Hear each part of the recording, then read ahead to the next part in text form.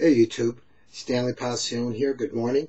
A poem called Romantic Love Lockdown. Romantic. I miss you, honey. I miss going to dinner with you. Everywhere I look, up and down the street, I keep thinking I see you. It's the damnedest thing. By the way, I've decided to throw out some of the poetry I wrote. Of course, you must know why. It has me loving you too much.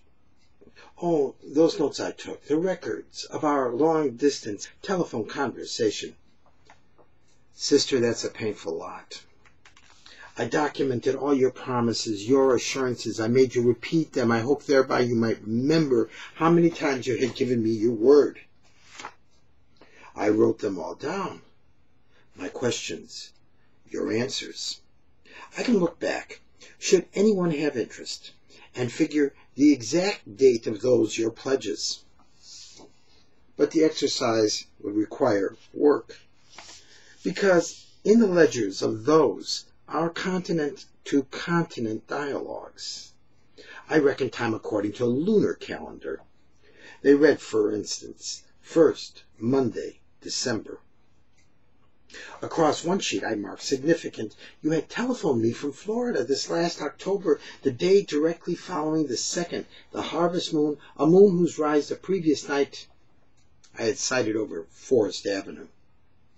Upon those papers I sometimes drew, the right term here might be doodled, regular zodiac signs, pretended knowledge. I played role of old-time astrologer, who predicated life's lot on planetary whirl, who posited fortune from abstract, our lives on conjunction of heavenly bodies within a starry belt. I was dream-wishing. It was make-believe, pathetic. Might your last satellite communication, I wonder, be housed on plane with moon in constellation Leo?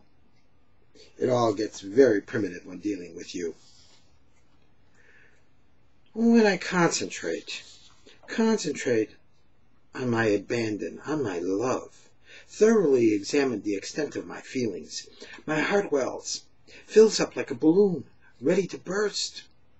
Overwhelmed, stretched to utmost circumference, its membrane reaches thinnest extreme. It helps to explain just how sensitive I am to your every desire. If I remember to relax, should I try to stop holding on, just simply let you go, then I cannot help but feel gratitude, give thanks for the time I had opportunity to spend with you.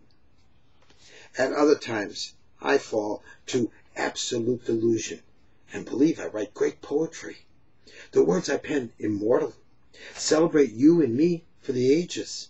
That future reader discover my dreams of you and pine and swoon as I do here, know that ours was destiny. And yes, wonder what higher power allowed lyric to express love beyond belief.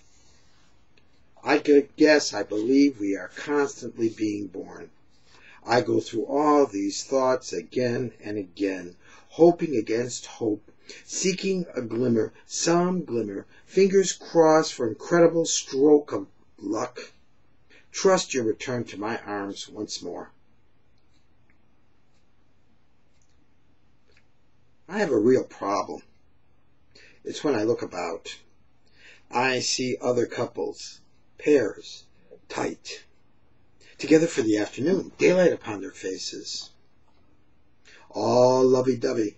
They walk along the avenues. It bothers me seeing them. They sit in cafes and read newspapers and books and sip bottles of water. I envy them. I do not have you. World seems happier place when people have each other to depend on, and romance animates their bodies and faces. I am sorry to conclude. You are a mean person. You went away. My sole companion now, my work. Am I making this up as I go along? But you did go, and I am home alone. You left me all by myself. With my freedom, I fear I have fallen prey to my own emptiness. Were you to belong to me, I swear I wouldn't share you with anyone, with anything, time and place reduced to you and me. You at the center of it all. Oh, dream comes true.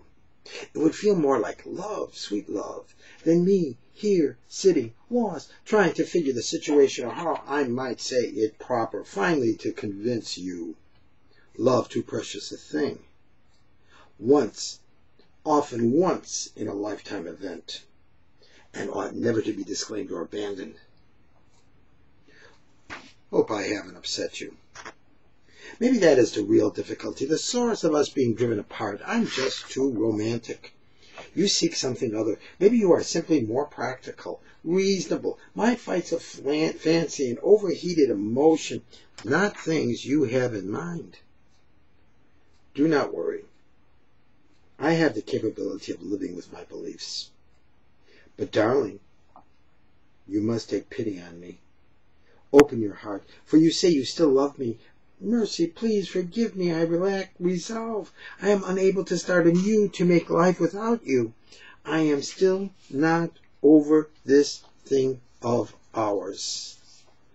I have not gotten over it. The beauty, all the wondrous times. I have not gotten over my being with you.